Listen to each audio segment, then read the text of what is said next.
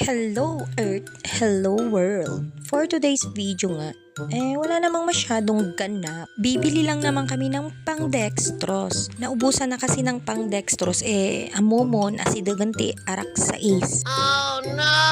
Siyempre, naglugang kami ti taxical me. Dagita nga rod nga makitkita yuket agbilbilag iti iri. Dagita laang ti pagkakaabalahan ditoy ayan ti ayan mi. No, adda ti Bagyo, adda mo ti little Bagyo na dito ayami. O, syempre, adda ti pangato na. For the go, syempre, kayang-kaya ni Taxical Me nga iuli dayta. Datoy guys, si tourist spot dito ayan mi nga kanayon nga papapananda. Datoy gayam di man-made forest. So, kitain nyo guys, everyday talaga nga adda ti picture dita. Diyos me. Ano daddo makasikapit agad just nga agsardeng taada jay da amin tinga ti kalsada. Feature dita, feature igid tinga alay. Tatamat kay Sinabalta Beach Resort nga adumot laang ti ag fetser dita ti igid na akitaan nyo guys no kaaduna dita tao anak datoy nga moment ti talaga nga kay kat kung ano ag tricycle kakabsa kitaan nyo ka nakapinpinta sakti nga part dita lang nga part gamin feel ko may data buok ko nga oy ag tayab piman katkas na makapinpintas men. What?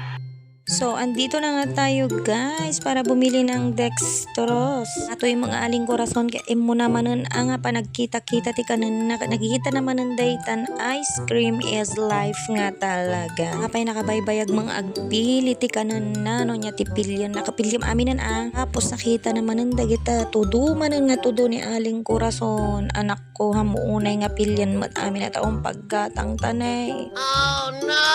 Ato'y talaga ti kungkunak no agkuyog ta talagang rumwar. Siyempre, happy na naman ang Fairson. Siyempre, tayo mga lipatan ni Dextrose tayo kadatan ayan ti sangokon. Bagkat kan dading ko na nga rod. Ayan na nga at kumuha na siya at siya na magbabayad.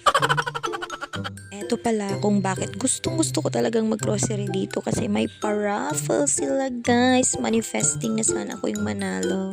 Yan pala yung mga prices guys. Isa lang yung mananalo dyan sa tatlong appliances na yan. Are you serious? So let's go na nga rod. Datagayam iti na Makpakan Church iti Luna. Dyan pala kami laging nag-church. At syempre, hindi mawawala ang aming favorite na street food ni Dading. Tapos, sasabayan mo pa ng suka na may sili. Basta lang ang kakabsat, iti karagsakan mi nga gasawa. Sobrang happy na kami pag nakakain kami ng street food dyan sa tabi-tabi. Syempre, favorite talaga namin to. Syempre, no da pambara, di kumatang tayo matipanulak ako rason. Minsan sa buhay, matuto tayong maging kontento kung ano yung meron tayo. Drama ka man ng girl.